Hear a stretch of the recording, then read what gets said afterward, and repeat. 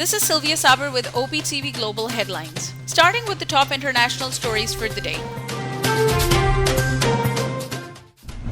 Afghanistan has decided to recall its ambassador to Islamabad and all senior diplomats over security threats. Decision came after the top envoy's daughter was briefly kidnapped in the Pakistani capital this week. On the other hand, Pakistan's envoy to Afghanistan, Mansoor Ahmad Khan, has arrived in Islamabad after Kabul called back its ambassador, and there's no statement from the Foreign Office on why Ahmad Khan has returned to the country. Pakistan has termed Afghanistan's decision to call diplomats unfortunate, regrettable. Foreign Office spokesperson Zahid Hafiz Chaudhry said that reported abduction and assault of ambassador's daughter in Islamabad is being investigated and followed up at the highest level on the instructions of the Prime Minister, and the security of the ambassador, his family and personnel of the embassy and consulates of Afghanistan and Pakistan has been further beefed up. The latest round of talks between Afghan government and Taliban in Doha ended without any progress. Despite coming days ahead of the Eid holiday, Taliban leaders' statement notably made no mention of a formal call for a ceasefire. Qatari facilitator of the talks said at the end of the 2 days that sides had merely agreed to work to prevent civilian casualties. U.S. federal judge in Texas has blocked new applications to a program that protects immigrants who were brought to the United States as children from deportation. The judge said the hundreds of thousands of people already enrolled would not be affected until further court rulings. Gusty winds and dry hot weather have been increasing the size of dozens of wildfires, scorching vast stretches of Oregon, California, and other western states. Some 2,000 people have had to evacuate, with more following on Sunday. The National Weather Service said on Twitter that the coming days in the U.S. West will see elevated and critical fire weather conditions and widespread chances of dry thunderstorms. Up next, we have the national updates. A 20-year-old Pakistan Army soldier was martyred during an intelligence operation by security forces in the Sinai Narai area of South Waziristan district. The military's media wing said that a cordon and search operation is in progress in the area to eliminate any terrorists present. Prime Minister Imran Khan and Afghan President Ashraf Ghani had in their recent meeting in Tashkent exchanged views on the Afghan peace process and relations between Pakistan and Afghanistan. Prime Minister Khan reiterated Pakistan's consistent support for the Afghan peace process, emphasizing that there is no military solution to the Afghan conflict. He stressed that instability and conflict were not in Pakistan's interest.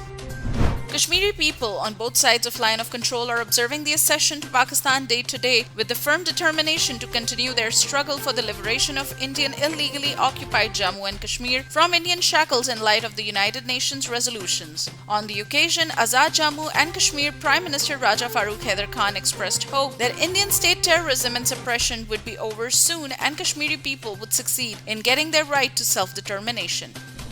Prime Minister Imran Khan has congratulated his Nepalese counterpart Sher Bahadur Dubba on obtaining a vote of confidence in Nepal's House of Representatives. Pakistan looks forward to further deepening its cordial ties with Nepal and will continue to work closely with Nepal on issues of common interest, Mr. Khan said in his tweet.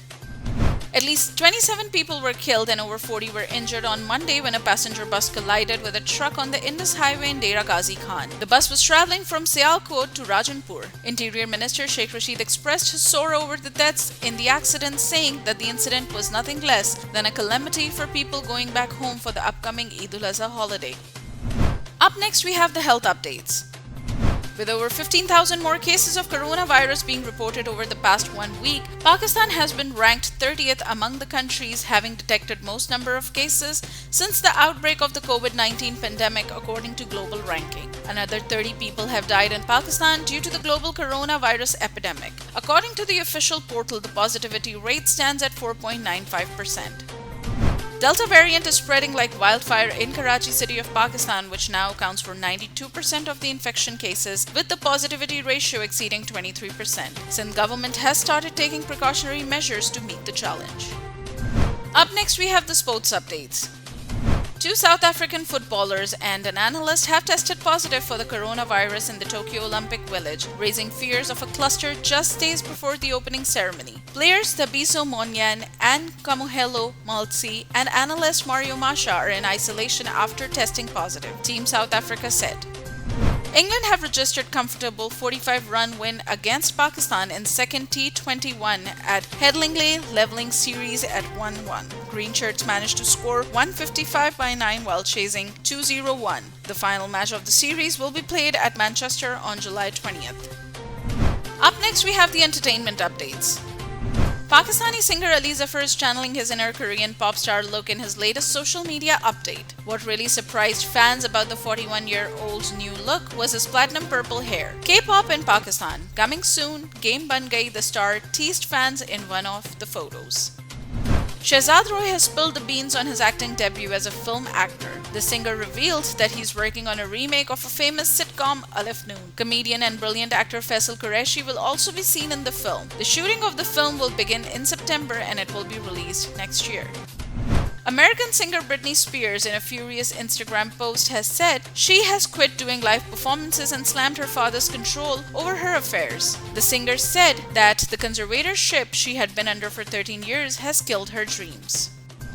Up next, we have the business updates. Indian External Affairs Minister S. Jaishankar admitted that Indian Modi government ensured that Pakistan remained on the grey list of the Financial Action Task Force. While addressing the training program on the foreign policy of the Modi government, Jaishankar quoted that due to us, Pakistan is under the lens of FATF and it was kept in the grey list. The Foreign Office of Pakistan has slammed Indian minister's statement admitting that it played role in keeping Pakistan on the grey list of Financial Action Task Force. Indian statement not only exposes its true colors but also vindicates Pakistan's long-standing stance on India's negative role in FATF, said FO spokesperson Zahid Hafiz Chaudhry.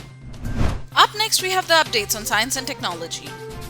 Activists, journalists, and politicians around the world have been spied on using cell phone malware developed by a private Israeli firm, according to a report. Software Pegasus was developed by Israel's NSO group. Most targets clustered in Azerbaijan, Bahrain, Hungary, India, Kazakhstan, Mexico, Morocco, Rwanda, Saudi Arabia, and the United Arab Emirates.